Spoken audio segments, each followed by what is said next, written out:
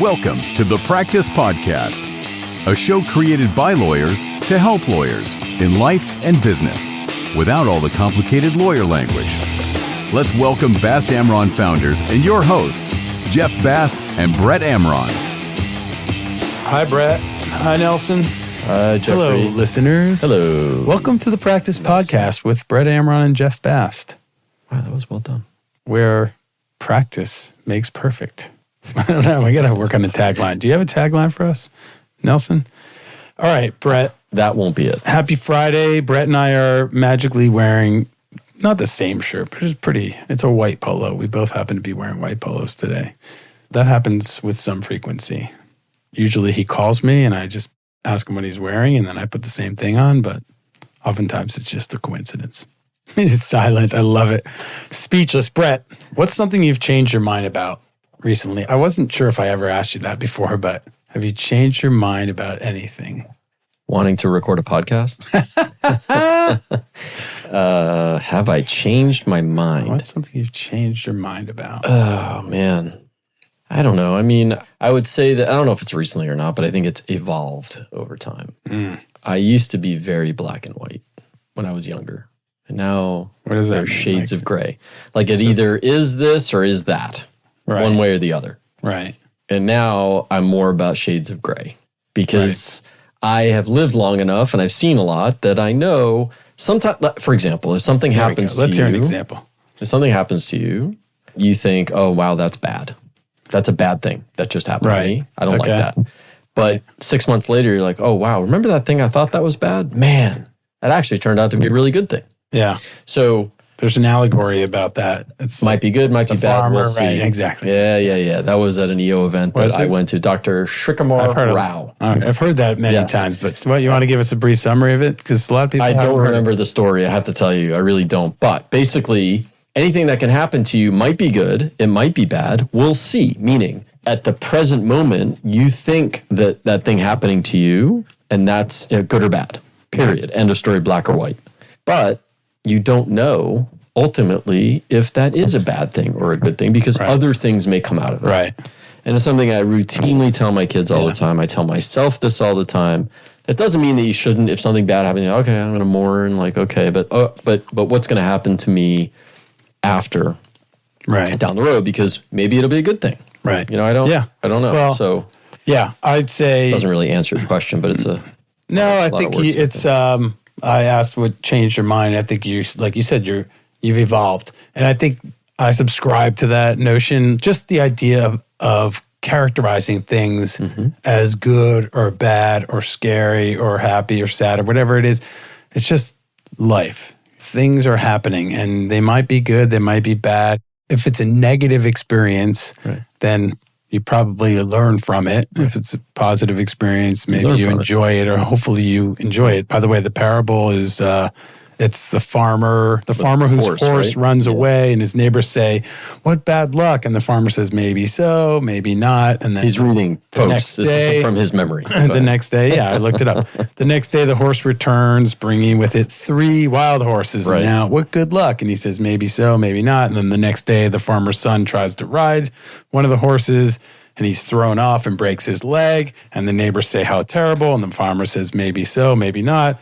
And then later that day, soldiers come through the village, conscripting all the young men for the war. And because the son has a broken leg, he doesn't have to go to war. And the neighbors say, what a blessing, maybe so, maybe not. And so, And we don't and so always on. see the consequences of the events until, now I'm not reading anymore. Right. Until later. And it's the same thing with decision making that, oh, I should have done this or I should have gone there. And we always automatically assume that other option, the option we didn't take, would have been better. I had this actually recently. I have tinnitus and I found out about a clinical trial and it was like an experimental thing with taking a drug that wasn't typically treated for that. And I talked to my doctor. My doctor was like, you shouldn't do it. It's too risky. And then I talked to someone else. They were like, you should do it. And so I signed up for it. I was super excited. I finally can get some relief. And they had me, sign all the papers and whatever. And then I had an appointment to get my first shot. And then they called me and they were like, sorry, you didn't qualify. Your questionnaire didn't,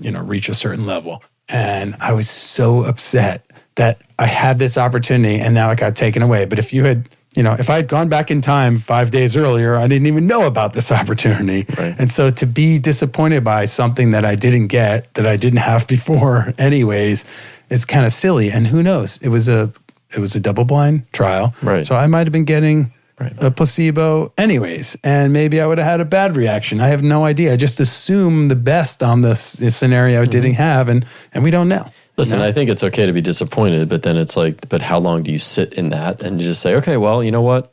Maybe good, maybe bad, we'll see. Right. And then just move on. And, exactly. And I try not to anymore talk in absolutes, like definitely this or definitely that, because how do you know? Yeah. I think there's just shades of gray in life and the world. And I think as you age and experience it, I think you just know that while today maybe there's dark clouds today, tomorrow there may be sunshine. Yeah. Well, I think it's a function of just accepting things the way they are. Yeah. And it's just, this is the way things are. My answer to the question would have been very similar in that I've become more sort of flexible and forgiving in my views about things. Yep. So on Saturday, just a little story. Maybe we'll just chat for today. On Saturday, I had an appointment at the Apple store to get my phone fixed. Genius Bar? 10 o'clock, Genius Bar, 10 a.m. I was excited. I left early. I like to get there early. I'm like, maybe, we'll get there before. What's early to you? Like what time? I pulled up at the door at 9:50. Wow. That is early for you. And I opened it and I'm met by a security guard who says, sorry, we don't open till 10. I had two things to do that day. I was going to go to the Apple store. I was going to make a deposit. Okay. Yes. So, and I passed the bank on my way to the Apple store. And because I was early, I thought about, maybe I'll go there first. And then I said, no, I'm going to get there early. So anyway, now I have 10 minutes. I'm going to go to the bank. I go to the bank. I'm just running in to make a deposit. So I was illegally parked. I'll confess. No. Put my hazards on. I shouldn't have told you guys that part. I go inside to the bank. I'm having such a pleasant conversation with the tellers about how's your Saturday going. I'm like, it's wonderful. We live in paradise. It's a beautiful day, blah, blah, blah. We're having this. And then the other one says, I hate Mondays. And I said, can we not say, you don't hate Mondays. Monday's your least favorite. Let's just change the way let's eliminate hate from our lexicon and she was like, Jeff out there educating. She was like, you're right. I don't, it's my least favorite day. And so we should just change the way. It was such a pleasant. And then I walk out and sure enough, I see the parking lady there. No. So I run to my car and I get in the car and I'm like, I already have a ticket. And you say, God, I hate Mondays. No, I say, I hate going to the bank. All right, I got a ticket. I'm fine. I'm not going to I just had a pleasant experience. I made a deposit, Yep. So, okay. I'm driving away. I look at the ticket, $79.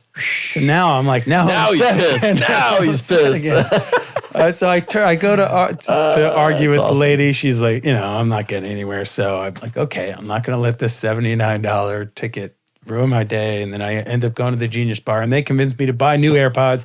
So now I spent $300 on having my pleasant day, but I will not let that ticket ruin my wonderful Saturday. And I think that old Jeff would have carried that ticket around with him. Yeah, sure. Not physically, but emotionally for much longer. I was able to put it down, except that the next day I went, all right, I'm going to pay it so I can completely get it off my slate. I log in. I can't even pay it. It's not even in the system, which is computerized. I don't understand. Why is it not in the system? Anyway, sorry about the digression. Thank you for listening to the practice. No. My God. We have a topic today. So the only other thing I would say on this topic that wasn't really a topic, but a question and a good question, which is you control what you can control. And that is one of the sayings around our house is you do you. Yeah. Control you. You can control yourself. You control your emotions. You control what you do. And if that means that you're stressed out for something, then what do you do to alleviate that stress? Well, if it's homework, if there's a test, well, then study. For us, if there's a hearing and you're stressed about it, then you prepare more, right? Then you spend the time, you prepare more. There's other things you can do like meditate, whatever. But you know what I mean, which is you do you. You control yourself. The other stuff you can't control. You can't control other people. You can't control situations. You can't control things outside of your space. I like that. And if you focus on that would, that's going to be, to me, is just a better way for me, to sort of move forward. And I've evolved tremendously on that. Yeah. over the years. You said a bunch of things that resonated with me. The one is... Wait. It's a good day. It's a good day. I said things that resonate with Jeffrey Bass. They're all Can we good. end this now? They're all good days. Every day is a good day. When you wake up... Some days are less good. Up. How about Step that? one, you woke up. You woke up... That's right. Can we go through? You woke up in a comfortable bed. There was air conditioning. Usually. You have food and coffee and a job, a place to go, and friends and health and family. Not in any particular order. Right. I'm just not in any particular. Okay. Anyway, so the you do you. I like that. I always love that. It's kind of a silly saying, the be yourself, everyone else is taken. Because I love the idea, because I do believe that being yourself, being your authentic self, you're an individual person, is the key to success in so many ways. In art or music or life, in school, in business. Like when we hire a person, I don't want to hire someone who's just going to be a mini me, although that'd be very convenient. Mini me or mini you. We want someone who is an independent thinker that brings a perspective that's different to the table, and so that they think and they are them. We're hiring individuals because we want individuals. When I listen to music, I want to hear that person, like not trying to be somebody else, but being themselves, authenticity. And when we see art, we want it's true authenticity that evokes joy and meaning in our lives. So I agree with that. You be you, you do you. How profound we are. And then the other thing was your thing about stress. And I agree to that.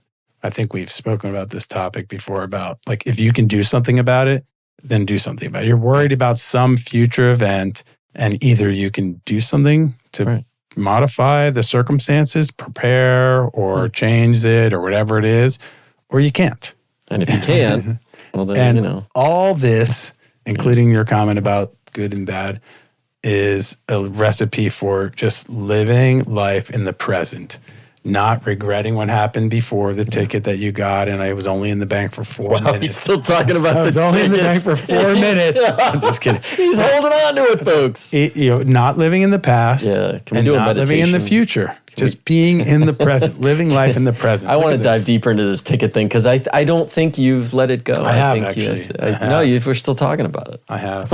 We're almost 12 minutes into this podcast and we're still talking about the tickets. I'm happy I got a ticket. All right. Who knows what that $79 would have gone to if you didn't pay it to the city of Miami Beach. I am so happy because now I know not to park in those commercial loading zones. Actually, Monday through Saturday. What I would have taken from that, I also learned, don't spend so much time in the bank. Yeah, I was there. I shouldn't have had that conversation. See? You know what? It was worth it. It was worth it. Yeah, to you. See, to me, it wouldn't. Because before I was there, I paid $79 to basically help someone learn that they shouldn't hate Mondays. And I'm okay with that. To me, that was worth it. I hope that bank teller, I hope she enjoyed her Monday a little bit more. If I paid $79 for that, folks, that would make me happy. Folks out there in the listening sphere, if you think that Jeffrey Bast is the next time he walks into that bank, is going to tell them the story, please send us a message because I think he's going to do that. He's not going to forget this. He's going to remember it, and the next time he gets to that bank, only because he's going to tell them the story. See, I learned something. There's something else I learned that day.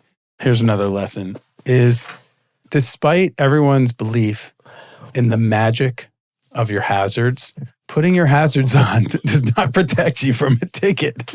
Yeah, I don't know why people if you put your hazards on, they're not going to give you a ticket. But apparently, it doesn't work. And I'm telling you because I knew what time I opened the door at the Apple store, and I was in there for a total of 4 minutes. You know what I think? The hazards doesn't work. You know what I think? Yeah, I think that parking attendant was watching. I bet you're right. Yeah. And she's like, I'm going to get that guy. He's just me. there. He's putting on his hazards. It doesn't mean anything. Yeah. She saw me. I'm going to wait till he goes inside. I'll give him a minute. What's he doing? Now I got to give him a ticket. Agreed. So that's next time on our podcast, we're going to talk about the use or the lack of use of the signal. Oh, the turn signal? The turn signal here in Florida. You know what? In Miami in particular. It's actually, a turn signal is one of this firm's core values. It really is. It is, because we have a core value called communication. There's a reason why they call it signal. Signaling is you're communicating with somebody else. Hey, here's what I'm going to do. What are you going to do? You want to tell me what you're going to do? I'm going to drive a many 1,000-pound machine, but I'm not going to tell you where I'm going. By the way, I know you said on our next episode we're going to talk about this, but here we are talking. No. We're going to dive deeper into it because it's a cultural thing. I've been asked, since you and I are in this insolvency sphere, and the spear as well. Yes. I've been asked by many folks, what are we seeing with the economy? And my view is that the economy is, say it. You can use the word. It's okay. It's in the shits right now. Yeah. In some respects. In the shits. In the shits. Wow. It has the shits. Are we allowed to say this? Sorry, May Lynn. I think she doesn't like when we use language. She doesn't? I don't know. I think she doesn't care. I think she doesn't. She's probably cheering. There's a lot of uncertainty, and investment is has stalled. From our perspective, first of all, we're super busy. I would say that. We know that business bankruptcies are up. They were the highest in Q1 of 2025 since 2010. Yeah, that's right. And then in May, which is the beginning of Q2, they were up 62% from the month before. So we are seeing, and I just get everyone I'm talking to about businesses, like projects are on hold. We had a client. We represent the principals of a company that was in a bankruptcy. They were about to be at the end. They had a plan prepared, and they're in the construction space, and basically several of their projects got stalled, and now the company's going to liquidate. It's a 27-year or 30-year-old business that's not going to survive. Yeah. And it's largely due to all this uncertainty. I mean, there's a lot of factors, but... So I'm going to push back a little and follow up on our conversation that we just had. What are you talking about? Gray. I don't think that, in my humble opinion, I don't think the economy overall is in the shitter. I think that there are certain aspects of it. I think there's pressures, but I think that some of those pressures can be relieved. They are self-made, and I think they can be relieved, and hopefully they will be. Well, they can be. Whether they will be or not is another question. But if they were relieved, did you have any? Do you think anyone would have any belief that it's long term? Well, right. So okay, but that's a different question, right? So the uncertainty is the key. That's one of the keys, right? And one of the issues we're talking about tariffs is one. Tariffs. You have immigration issues. You've got all. So you've got now the downgrading of the debt, right? The U.S. bonds. You have downgrading of that, which it costs more, right, for the U.S. to borrow money. It costs more for now people, and that raises prices on everything as well, and so do tariffs. And look, we're not going to debate the issue of tariffs. And neither of us is an economist. No, and look, there is some benefit to some tariffs, for sure. I mean, and they've been around forever, and there's benefit, but there could be, you're saying. There can be. There can be a benefit. And I think there has been, and I think they've been used over however many decades. Yeah, we have tariffs. We have a tariff system. Agreed. Right. But when there's uncertainty, right, when you're making an investment, you want to know that there's certainty, right? Like, for example, if I want to buy a home, or I want to buy a piece of land to build a home, I have no idea. Start a business. Well, start a business, but let's just use my example for a minute. Don't hijack my example. That's outrageous. So in my example of if I want to buy a piece of land, or a developer wants to buy a piece of land to develop a home, to build a home, they have no idea how much it's going to cost to build that home from the start to finish. Right. Well, materials is one. Labor is another. Like, I don't know how much it's going to cost to buy that wood that I need in 3 months. Or the materials. The steel. The steel. The what, right? Yeah. I have no idea. Why do I have no idea? Right. Because what is in place today may not be in place tomorrow or in 3 months. Yeah. So what I'm hearing as well, and what you mentioned about projects stalling, is like there are projects, renovations, companies that are in this space that are doing things. You have architects, engineers, you have companies that are building out space that have warehouse, whatever it is. And they're stalled because they have no idea how to price this stuff and to budget for it. Yeah. Well, uncertainty breeds resistance, reluctance. Right. Or think about it. If you are on a hike right? Oh, and you're not certain interested. which way you should go. Yes. What are you going to do? Go back to Or camp. you're going to probably stop first, right? And you're not going to keep going, right? Or if you're uncertain about the weather, maybe you're not going to summit today or whatever. Uncertainty is counter to productivity. I'm going to hijack what you just said for a second and modify that and say, if I'm walking and I see the edge coming, but my map says keep going, right? I might stop, right, before I fall off, right. Yeah. So, but anyway, look, I think that's one aspect of it. Clearly, interest rates went up, right, and that has been a pressure because people. Listen, when interest rates are down, costs more to businesses and people are more inclined to borrow more and invest and do things. So when you've got pressures of interest rates going up and so debt costs more, but then you've got pressures on the other side where your business is slowing down, you've got increased costs of labor, increased costs of materials, whatever it is, something's got to give at that point, right? Yeah, I think we're also seeing, I agree with that entirely. We're also seeing some of this is the tail of the pandemic. I mean, we're now 5 years out from the pandemic. And what happened in those years is that a lot of cans got kicked down the road. Loans got extended. People had stimulus packages and things like that. And now the debt's coming due. Yeah. And we're seeing that a lot of businesses and individuals can't afford now the price tag for what they borrowed, basically without no underwriting, no thought. It was just like everyone take as much as you can and we'll figure it out later. Right. And now we're seeing some of that stuff come due. Right. And so then you also have the labor issues, right, that we talked, we briefly touched on. You have obviously, and again, whatever your thoughts are on it, but you have immigration. And so there are certain jobs that are taken by people who might be the subject of immigration issues, and they're not going to be there anymore. Wow. So then what happens, right? Then your cost of labor go up, right? Presumably. And so then, businesses are running to those issues. And then you've got when people read all this stuff and they see all this stuff and there's all this uncertainty and prices of goods go up, well, and people stop spending in money the same way. They slow down. Well, I think you're going to stop spending as much when prices are higher. But I think when interest rates are higher, there's also some segment of the population that's more likely to hold on to their cash. Sure. And one, because it's safer to have some cash, and two, because it's going to earn some interest, some actual interest rather than just sitting there. When you have it sitting, that's the whole point. That's why low interest rates spur investment, because you don't want your money sitting around. Right. Well, it's either holding it for cash for a rainy day, like who knows when the other shoe is going to drop. It's raining, dude. But I don't want to invest, number one, because I'm getting whatever percent I'm getting in the bank. I don't know what I'm going to get. And that's risky by investing in the market. Exactly. Like, I have no uncertainty. idea. Here we go. Now, breeds hesitation. Now, I got to work on my phrasing. Uncertainty breeds reservation or something. I don't know. I got to work on it. You think about that and you let us know. You get the point. But listen, there's a lot of people who would say, including my financial advisor, say, look, if you're fully diversified and you're invested and you stick it out instead of panicking, then you're going to be fine in the long run. And he's right. I mean, ultimately, if you can, there's a lot of people who can't. There's a lot of people who, like, for example, when we had that massive drop in the market when all the tariffs were announced, there are people that probably had bought on margin, that they got margin calls, right? Stocks on margin calls or options on margin calls. And they had to pay that. If they could, they had to pay for that. And then all of a sudden they said, okay, we're not going to do that.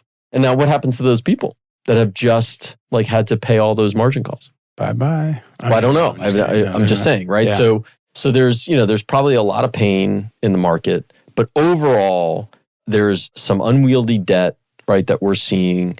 You've got pressures on that side and B on the other side, which is the uncertainty, the rising expenses, labor shortages, and consumer behavior. Consumer behavior. I think people are right. And the other thing we're seeing is, retail is still struggling. I think post-pandemic, there was a little bit of a surge because people wanted to get out. They wanted to shop in stores. They were happy to be out. And you saw malls and shopping centers were crazy the last couple of years. And I think we're starting, we're seeing more retraction again. I think people are up for the experience. I'm going to hope people are for experience. So that means agree. If you provide a good experience, then obviously costs and all that stuff, you'd be fine. Or you go online and provide a good experience. Like, if you can buy it online and it's a good experience, and people do that if they don't need to go to a store. And the same thing with restaurants and all that stuff. But although I've seen my read on restaurants, but I think they're understaffed, also having staffing troubles. Terrible. I go to restaurants that I like, and they're amazing at the beginning, but they cannot finish. Like, they're really good on the front end, but by the back end, like, they're slow to clear the plates and they're slow to get you the check and all that. There was a softball I just let go right past me. I did not swing the bat. Bring it, man. Bring it. I did not swing the bat. Never miss your opportunity. Start strong. Want me to say it again? Should I say it again? No, I'm gonna withhold. Slow to finish. Yeah, all right. I'm gonna withhold. Please withhold your jokes. Yeah.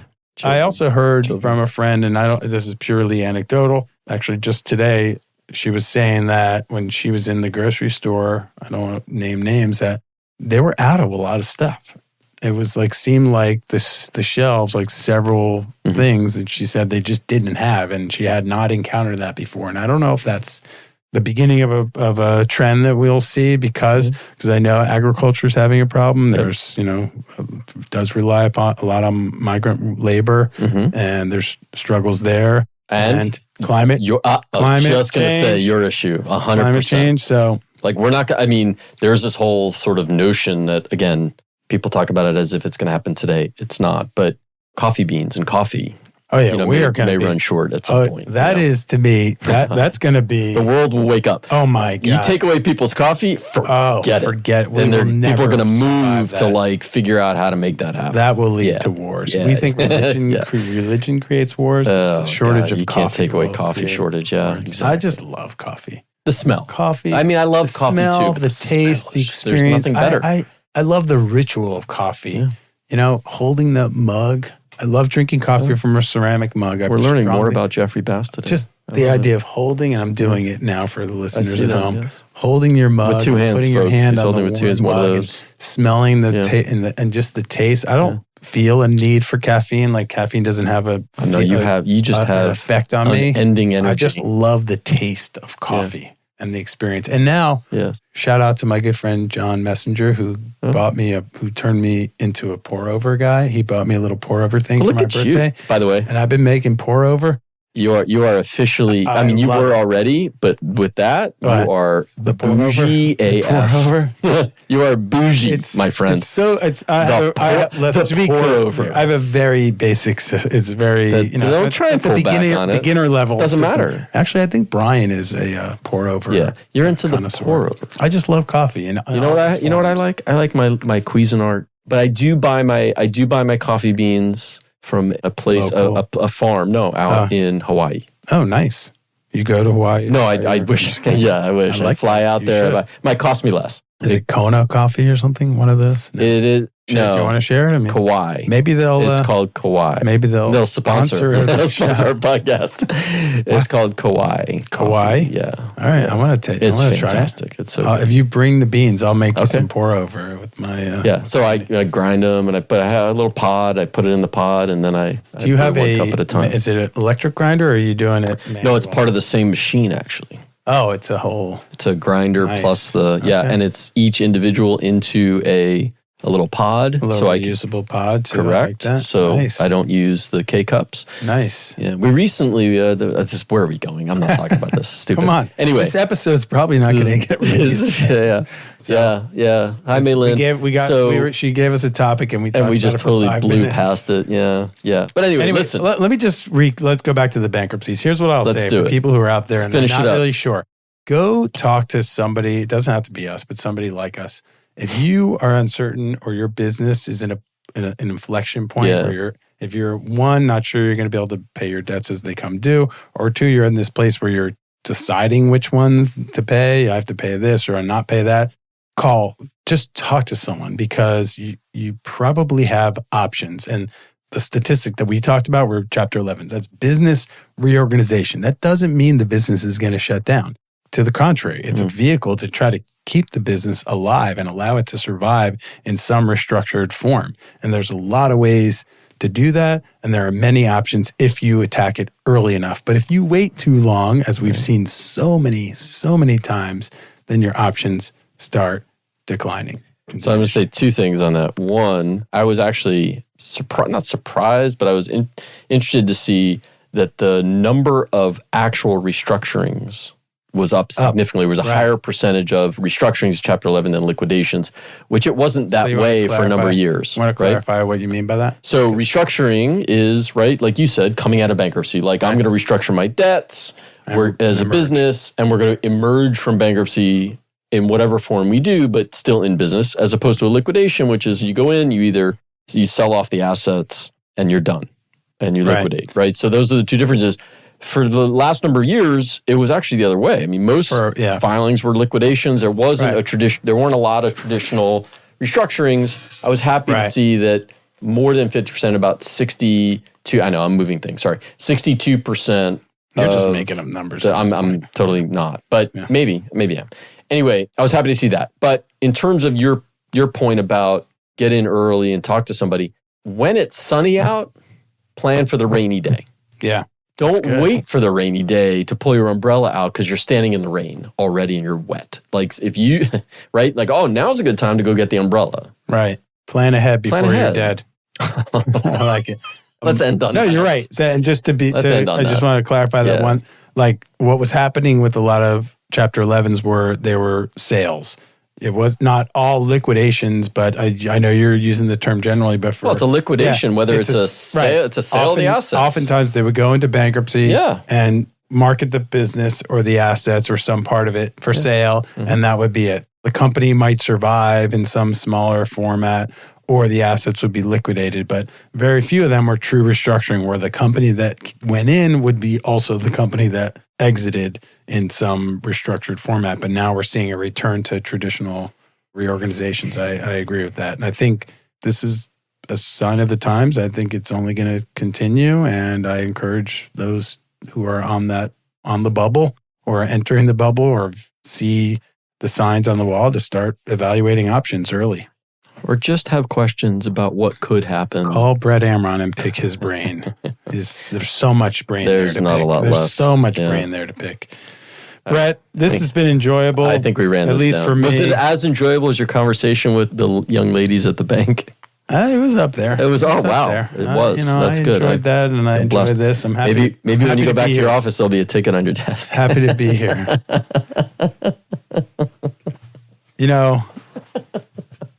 Let me just say one last thing about the ticket. There you go. I knew it. See, I'm one of those few people who pays the meter. The bear. A lot of people adopt the approach of don't ever pay the meter, and then they get a ticket every once in a while. It's still down there, I folks. believe that we should be following the norms. We have this rule that I can park anywhere as long as I pay.